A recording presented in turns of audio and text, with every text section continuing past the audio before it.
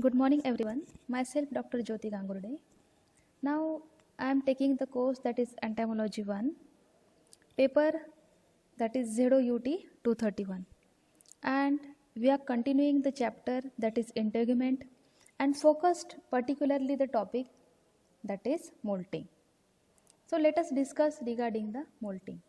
So, all the insect they shed and replace the cuticle a number of times during the post embryonic development. Post embryonic means after the hatching from egg, that is post embryonic development. And such a process which is nothing but the molting.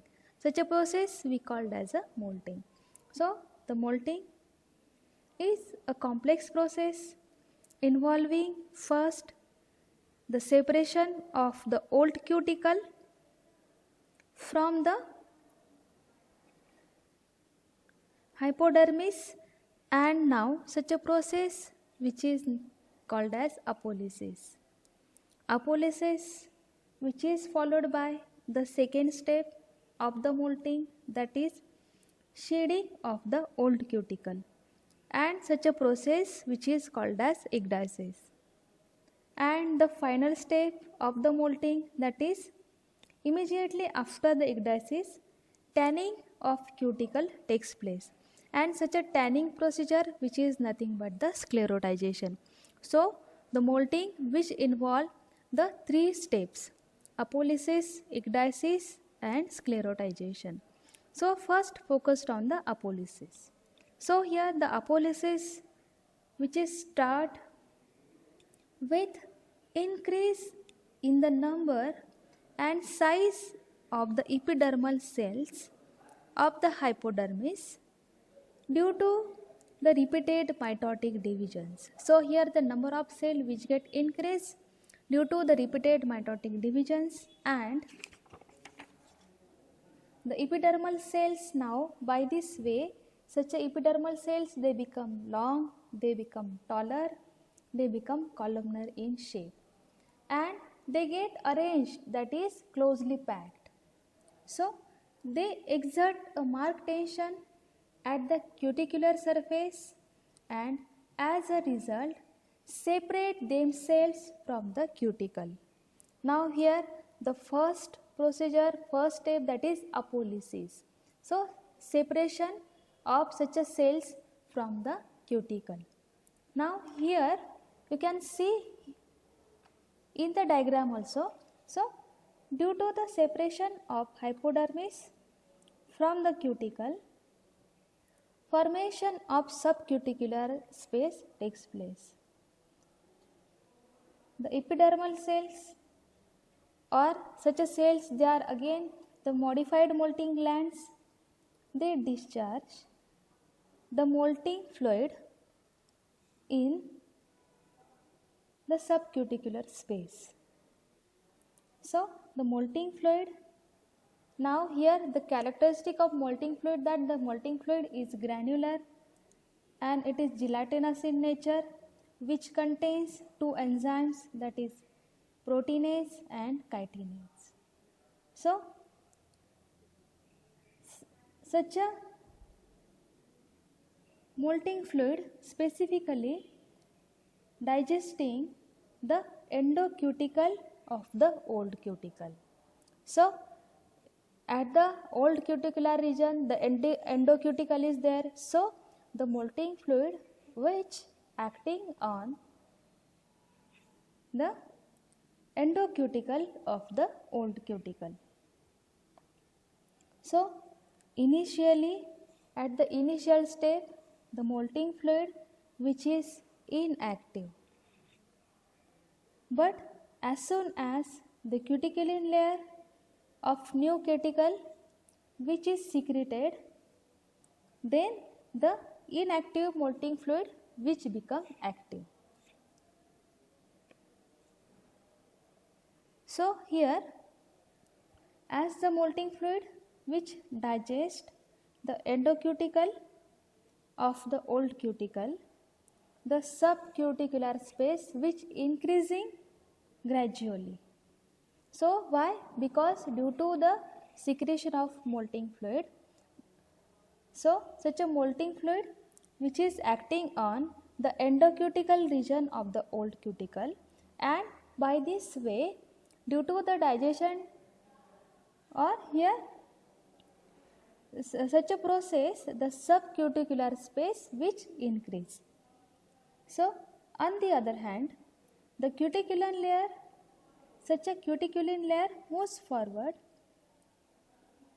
with the synthesis of wax and polyphenol layer. So here two layer form, that is the wax layer and polyphenol layer. So here in this mechanism, what happened? The cuticulin layer which moves forward with the synthesis of wax and polyphenol layer. So after the formation of definite epicuticle, the successive layers of procuticle are deposited beneath, and the subcuticular space, and such a space which is gradually occupied by the newly synthesized cuticle. Here the molting fluid which is capable of digesting almost all endocuticle of the old cuticle except some indigested material which later persist in the form of ecdysial membrane below the old cuticle. Now here the oinocytes are the cells, they secrete the cuticulin layer of the new cuticle and such a layer which is impermeable to the molting fluid. Now the outer epicuticular layer, the wax layer, the polyphenol and the cement layers, they are formed from the substances transported by the epidermal cell through the pore canals.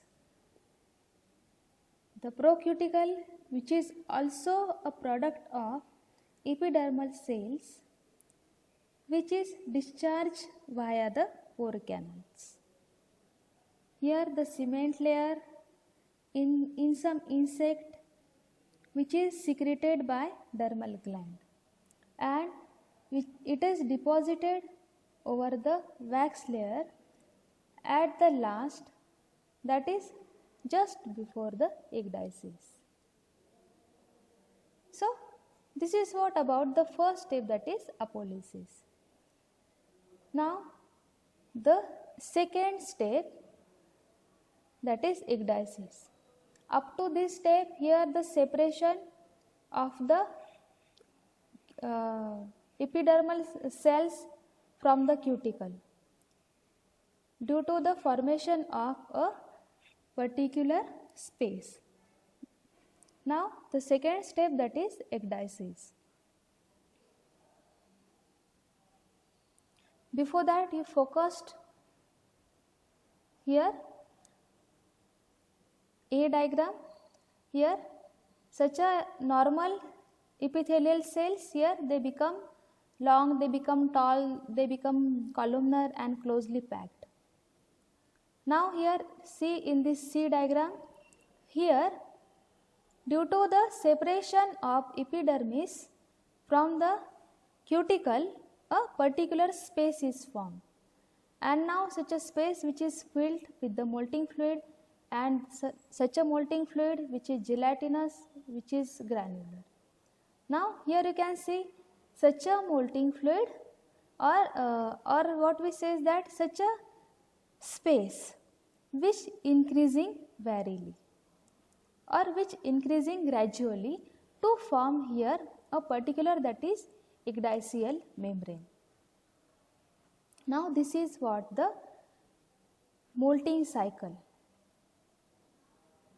where initially here A the initial stage, B the formation of subcuticular space, C, the secretion of new cuticle, and D, that is the Farret stage. Now come to the next step, that is ecdysis.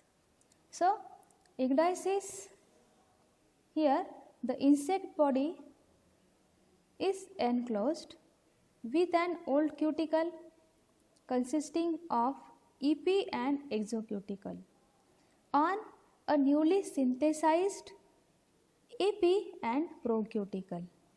So the old cuticle is known as the exuvie, and the developmental stage bearing the exuvie, which is called as Farret, or we say that Farret instar. So due to the digestion of old endocuticle, the ecdysial lines develop on the various parts of the exuvie. Due to the muscular activity of the inner developing insect, the exuvie splits along the ecdysial lines. Beside the muscular activity, the insect swallows either air or water. As a result, the gut is distended, causing increase in hemolymph pressure. The blood is subsequently pumped from the abdomen into the thorax by the muscular activity. So, due to enhanced blood pressure, ultimately the thoracic old cuticle splits along the lines of weakness.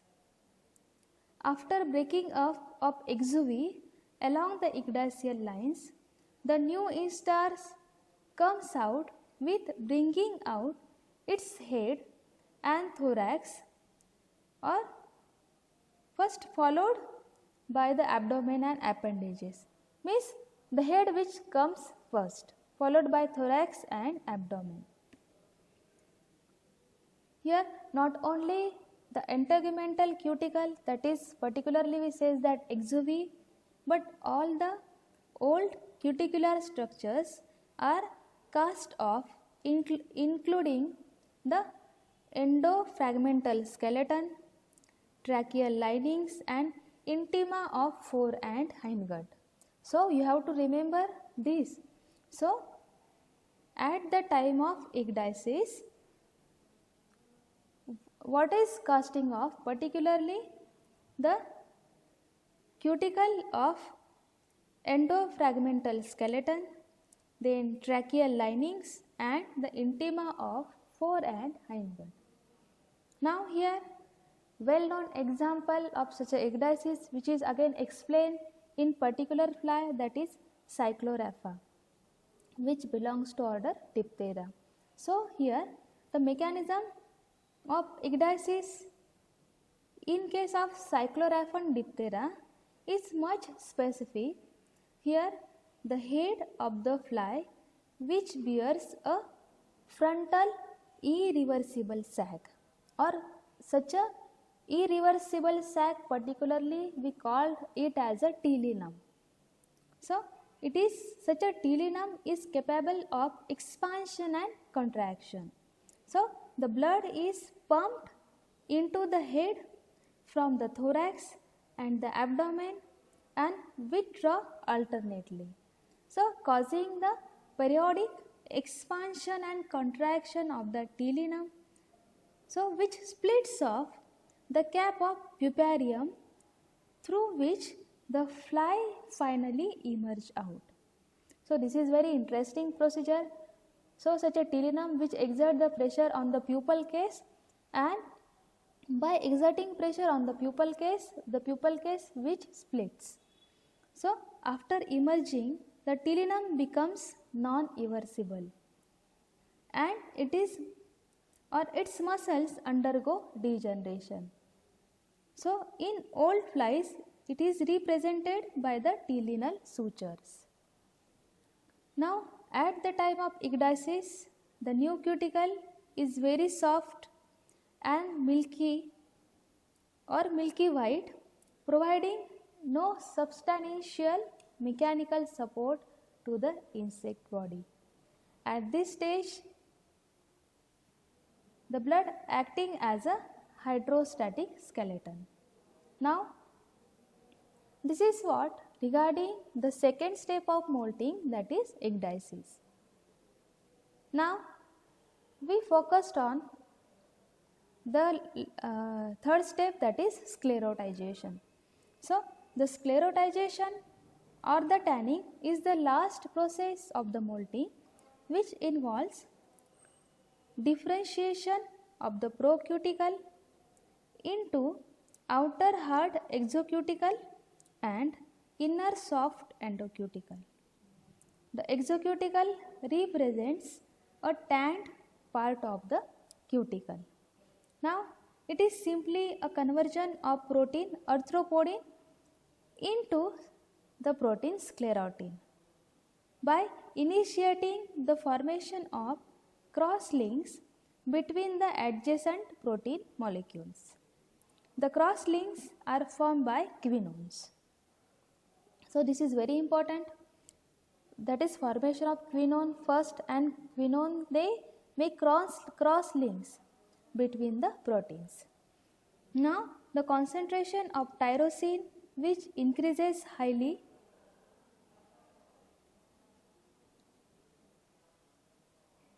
see in this diagram. So, the concentration of tyrosine increases highly in the hemolymph just before the ecdysis.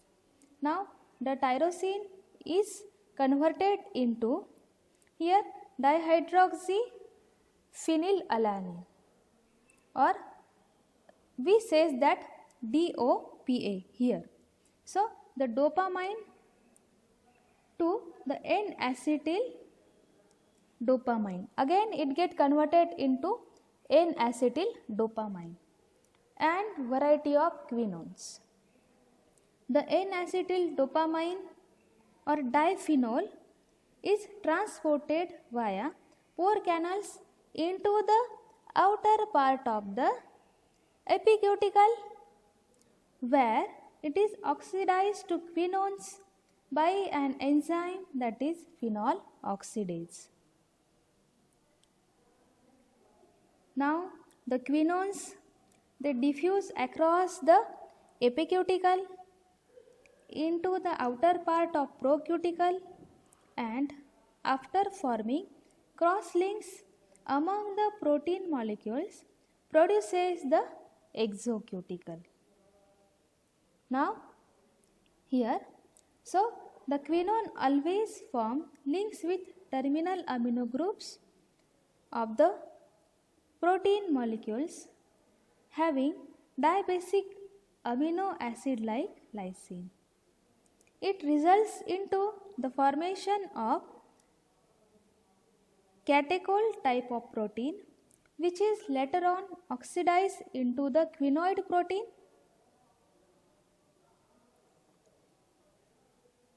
or this quinoid protein links to another protein molecules. So, this is the mechanism of sclerotization. You can see in this diagram. Now, as a result of tanning, the chitin protein molecules are closely packed, due to which the cuticle of the body wall becomes thinner, hard, sturdy and dark. The darkening of the cuticle seems to be a result of sclerotization as well as polymerization of excess quinones into melanin.